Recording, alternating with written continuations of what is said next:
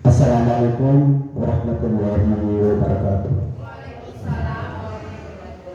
Langsung aja, nama saya Farhan Ayer dari Tenggalar. Bapak Ibu yang hadir pada sore hari ini, yang kami hormati peserta asuransi Sun Life dan rekan-rekan calon asuransi atau calon peserta. Jadi Ibu, kami hanya menyampaikan perkembangan asuransi terakhir di Labuhan karena banyak isu-isu yang berkembang, termasuk saya sudah bicarakan dengan saudara Sofian Makarim, segera lakukan sosialisasi sebelum ini berkembang, karena memang ada beberapa peserta yang ikut ini kayaknya masih belum paham Bu, di pantai di mana di Kardun ini berbicara tentang salam. Padahal setelah kita telusuri itu mereka tidak sampai habis masa kontraknya, katakan seperti itu. Kemudian banyak yang tidak mengenal juga polis apa yang dipegang, apakah kesehatan, apakah pendidikan, atau jiwa dan lain-lainnya. Nah, yang menjadi pertanyaan buat saya, bagaimana kira-kira pembayarannya setelah mereka tidak bisa melanjutkan, karena memang ada beberapa kendala atau masalah ini mungkin perlu disampaikan kepada masyarakat. Demikian Bu, terima kasih. Wassalamualaikum warahmatullahi wabarakatuh. Terima kasih Pak. Langsung dipaparkan oleh Ibu Sri. Ya, jadi begini Pak.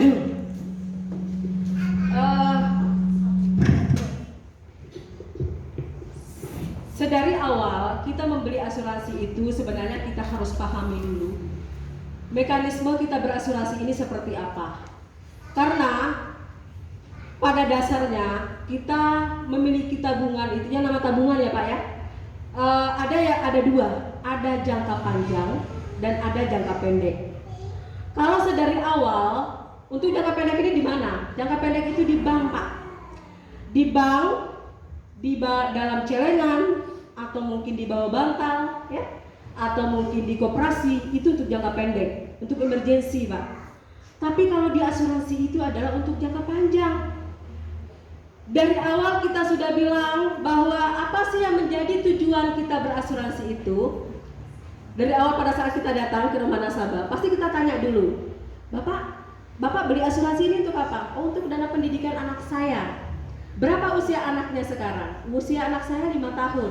Berarti prioritasnya kuliah dong Pak.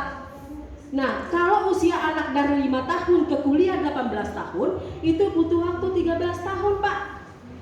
Artinya si Bapak ini sudah memiliki rencana masa depan 13 tahun untuk mengkuliahkan anaknya. Ini dulu yang harus kita ketahui Pak, supaya kita tahu tujuan awal kita membeli asuransi itu untuk apa. Nah, jangan sampai setelah kita tanda tangan akadnya, perjanjiannya, di tengah jalan kita berbelok. Nah, mungkin alasannya seperti Bapak tadi, ada sesuatu dan lain hal yang tidak kita ketahui Pak. Ya Pak ya, mungkin masalah ekonomi misalnya, tersendat di tengah jalan, kita nggak sanggup bayar dan lain-lain misalnya. Tetapi di dalam akadnya itu sudah jelas, itu yang pertama. Yang kedua, asuransi ini ada biaya-biayanya. Tadi sudah dijelaskan, uang yang kita setorkan itu akan masuk ke dalam 3 tabungan, 3 buku rekening. Ke dalam rekening tabaruk, ke dalam rekening investasi, dan ke dalam rekening dana untuk biaya-biaya dan ujroh. Nah, jadi pada saat nasabah itu berhenti di tengah jalan, kalau dia membeli asuransi yang Hasanah Berlian Sejahtera seperti tadi, yang kombinasi antara asuransi dan investasi, maka uangnya tidak bisa dikembalikan semua, jelas Pak. Karena dana yang dari awal itu sudah dimasukkan ke dalam dana tabaruk, ke dana investasinya, dan untuk biayanya, biaya-biaya asuransi. Kapan hasil investasi maksimal akan dikembalikan pada saat nasabah menyelesaikan masa bayarnya sesuai dengan perjanjian awalnya. Kalau dari awal nggak bisa, Pak. Jadi makanya saya bilang kalau kita berhenti tengah jalan, siapa yang akan rugi? Nasabah. Karena sedari awal kita pada saat datang ke rumah nasabah, kita sudah bicara sama nasabah. Nah, karena sebenarnya membeli asuransi ini ringan sebenarnya, Pak. Tinggal dikomunikasikan dengan agennya. Produk kami ada produk komitmen. Masa bayar 10 tahun misalnya. Produk komitmen lancar bayar kami 2 tahun. Apakah tahun ketiga dan seterusnya Bapak tidak bayar? Harus bayar. Tapi nanti fleksibel di situ. Ada keringanannya. Keringanan seperti apa? Nanti bisa Bapak Ibu konsultasikan dengan agennya. Yang penting jangan sampai berhenti, Pak. Rugi. Karena rugi apa? Kalau kita terjadi resiko, asuransinya nggak bisa dibayarkan. Yang kedua, investasi juga bisa kembali semua.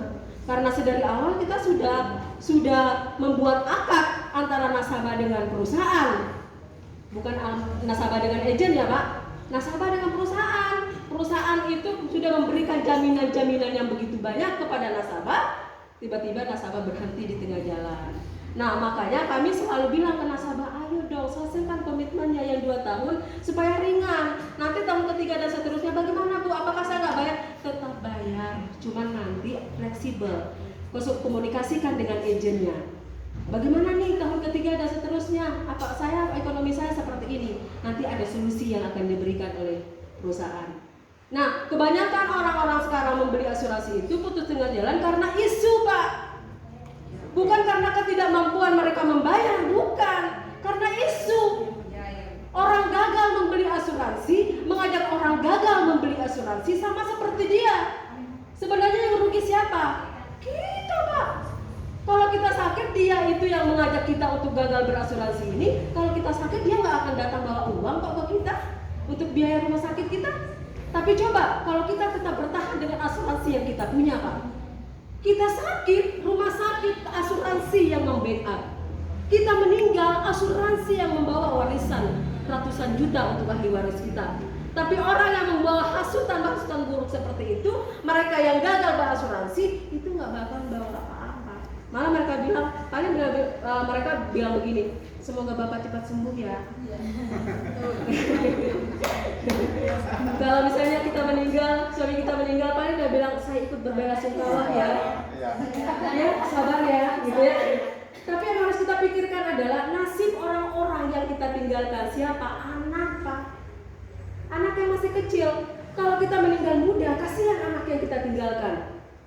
Istri baru keluar rumah nih, lipat lengan bajunya, cari uang, cari rezeki buat melanjutkan kehidupan itu. Tapi coba kalau bapak-bapak, ibu-ibu meninggalkan warisan itu, orang-orang yang kita tinggalkan itu bisa melanjutkan kehidupan yang lebih baik. Ini fungsinya berasuransi, Pak. Jadi jangan berhenti membeli asuransi karena hasutan, karena tidak ada pernah hasutan itu namanya hasutan itu baik, pasti buruk. Ya seperti itu. Jadi kalau nasabah berhenti tengah jalan, rugi, Pak. Selesaikan dulu kewajibannya, ya.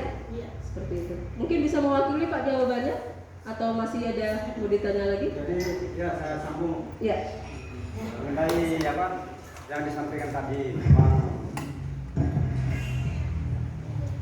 awal puasa kemarin menjelang puasa ini heboh memang di Lampung. Iya, sempat saya dengar, Pak. Nah, Sempat. termasuk itu juga sebenarnya dibicarakan juga ya, dengan selaku manajer wajar, Bu, Ya, karena ya. selaku pimpinan. Ya. Jadi maksud kami juga ada di tetangga saya namanya Basuruddin atau Waliuddin, Pak, itu tetangga saya. Ya. Saya segera menyarankan agar kalian tidak termakan isu. Ya, terima kasih. Nah, saya segera untuk menanyakan kepada agen, salah satu di Labuan Alam juga ada. Ya. Nah, begitu juga saya belum masih jadi calon, Bu, calon nasabah. Tapi saya bagaimana peduli terhadap itu atas perkembangan isu itu, ketemulah sama Karun, sama Karel Ya. di rumah orang kawin saudaranya Pak Japa. Ya. Nah, saya tanya permasalahannya. Alhamdulillah Pak Karel menyampaikan